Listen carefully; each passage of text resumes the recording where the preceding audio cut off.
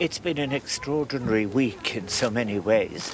I think, first of all, the great loss that this community has suffered has in many ways been related to, and it has resonated not just throughout Ireland, but through the Irish people abroad. And the messages that have come have been very important to the community.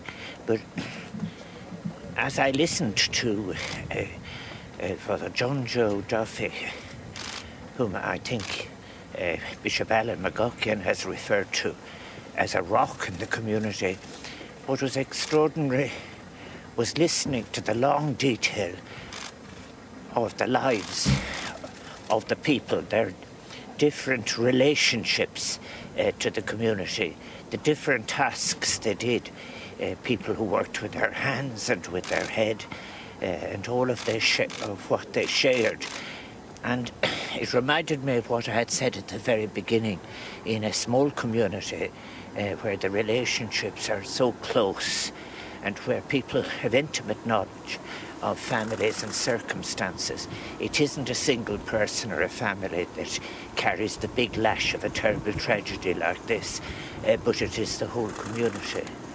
But what has been very moving, I must say, as President of Ireland, being here and being able to take so much of the texture of this community in all its different manifestations and circumstances has been very, very, very, very moving.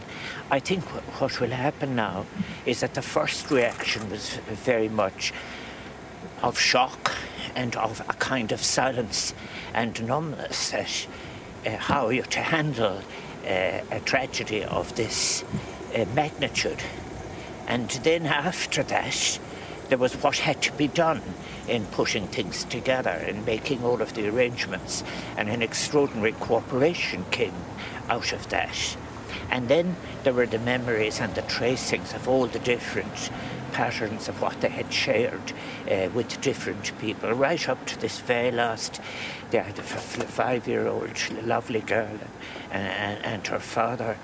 And I think it showed me something very much about it, is that how the best instincts and the decencies of people come to the fore when they're able to share something like this.